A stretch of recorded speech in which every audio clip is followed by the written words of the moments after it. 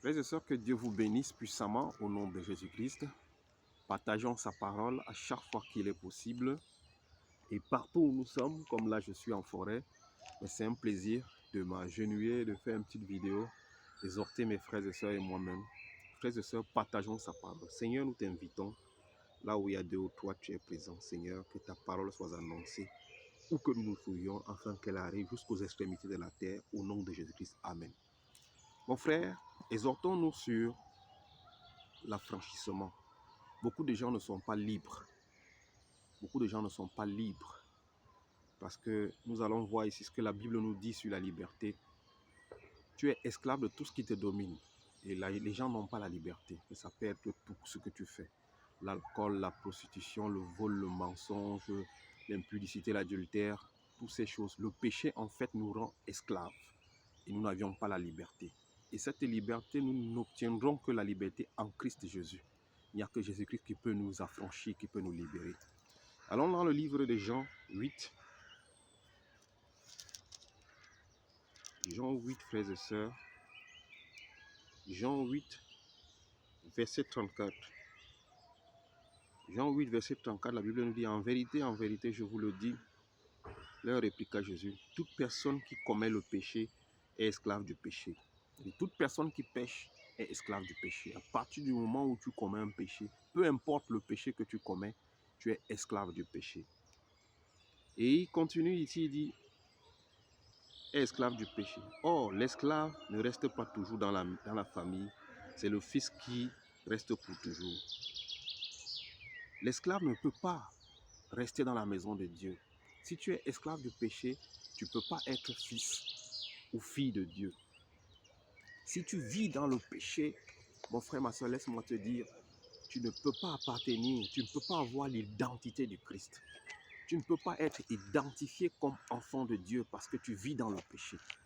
Pour être identifié comme enfant de Dieu, il faut que tu vives sans le péché. Tout homme est pécheur, mais il y a des péchés que Dieu identifie qui ne te donnent pas l'approbation d'être un enfant de Dieu. Il y a des péchés. Tout homme est pécheur. Nous péchons tous les jours. Mais un enfant de Dieu évite des péchés subtils, des péchés, évite le mal en fait. Parce qu'en toi, il y a l'Esprit de Dieu. Cet esprit, même quand tu veux faire quelque chose, cet esprit te révèle que ce que tu veux faire n'est pas bon. Et tu peux faire d'autres choses que Dieu comprendra. Mais celui qui vit dans le péché, comme l'impudicité, l'adultère, la fornication, la cupidité, l'amour du monde, la pornographie, la masturbation, des choses de ce genre, Dieu ne peut pas te comprendre, il ne peut pas accepter. Parce que si l'Esprit de Dieu est en toi, tu ne peux pas accepter le péché. Tu luttes contre le péché. Parce que pour devenir enfant de Dieu, il faut lutter contre la chair. C'est pour ça ici, il dit, en vérité, je vous le dis, leur répliqua Jésus, toute personne qui commet le péché est esclave du péché. Et il dit, oh, l'esclave ne reste pas toujours dans la famille. C'est le fils qui reste pour toujours. Si tu es esclave du péché, par exemple, tu es un ivrogne, tu aimes l'alcool, tu ne peux pas être fils, tu ne peux pas rester dans la maison, tu ne peux pas être appelé disciple, tu ne peux pas. Tu aimes peut-être la prostitution, tu vas de homme en homme, de femme en femme, tu ne peux pas être appelé enfant de Dieu. Tu es infidèle à ton mari, tu es infidèle à ta femme, tu ne peux pas être appelé homme de Dieu. Tu ne peux pas. Tu es cupide, tu aimes l'argent plus que toute chose. Tu ne peux pas être appelé homme de Dieu ou enfant de Dieu. Voilà ce genre de péché. Tu aimes l'impudicité. Tu aimes des choses charnelles. L'amour du monde est en toi. Tu ne peux pas être appelé enfant de Dieu. Parce qu'un enfant de Dieu, c'est quelqu'un qui vit seulement pour plaire son Dieu. Il ne vit plus pour ces choses. Il est là, mais il n'appartient plus à ce monde. Tout ce qu'il espère, c'est la vie éternelle. C'est ça. Mais beaucoup de gens, ce que je veux faire comprendre, c'est que beaucoup de gens ici sont esclaves du péché. Parfois, tu te rends compte que la masturbation, tu n'arrives pas à arrêter de te masturber. Tu te rends compte que l'amour de l'argent qui est la cupidité, tu n'arrives pas à arrêter cet amour. Toi et ton mari et ta femme, vous avez des disputes toutefois à cause de l'argent. Tu es toujours en train de chercher d'en avoir, d'en posséder plus, plus, plus, plus. Tu te rends compte que tu te prostitues de homme en homme, de femme en femme, tu n'arrives pas à arrêter. Tu te rends compte que tu manques d'amour. L'amour n'arrive pas à venir en toi. Voilà des choses qui montrent que tu es esclave. Tu te rends compte que tu es errant. Tu vas de maison en maison. Tu es remuant. De fête en fête. Tu n'as pas de stabilité dans ta vie. Tu es esclave. Tu te rends compte que toute chose que tu fais ne réussit jamais. Tu es esclave.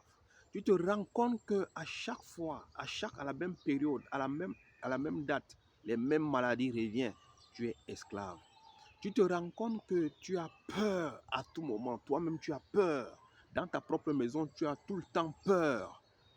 Tu as tout peur. Tu dors la nuit, tu as peur même d'aller dormir. Il y a des gens qui n'arrivent même pas à aller dormir la nuit parce qu'ils ont peur. Tu es esclave. Il faut faire attention. Il y a quelque chose qui te retient. La Bible déclare, tu es esclave de tout ce qui te domine. Tout ce qui te domine, tu es esclave de ce qui te domine. Et nous voulons voir ici que c'est en Christ que nous avions la liberté. C'est en Christ que nous sommes affranchis. Nous allons lire, excusez-moi, on va lire le verset 36 va nous révéler quelque chose. Au verset 36, il nous dit ici, si donc le Fils vous libère, vous serez réellement libre. Si le Fils te libère, le Fils qui est Jésus-Christ te libère, tu seras réellement libre.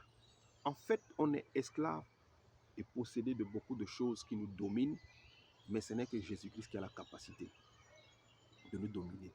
Tu es lié aux esprits ancestrales, aux rites des crânes. Tu es lié aux choses mauvaises. Sache que tu es esclave de ces choses. Tu vas tout le temps chez les marabouts. Tu ne fais rien sans aller consulter les marabouts et les féticheurs. Tu es esclave des marabouts et des féticheurs. Il n'y a que en Jésus-Christ. C'est le Fils. Si le Fils te libère, t'affranchis, tu es réellement libre. Mais comment le Fils va t'affranchir? C'est ce que je veux que toi et moi nous partageons ce matin. Comment le Fils va t'affranchir? Regardons comment le Fils peut affranchir un homme qui est esclave.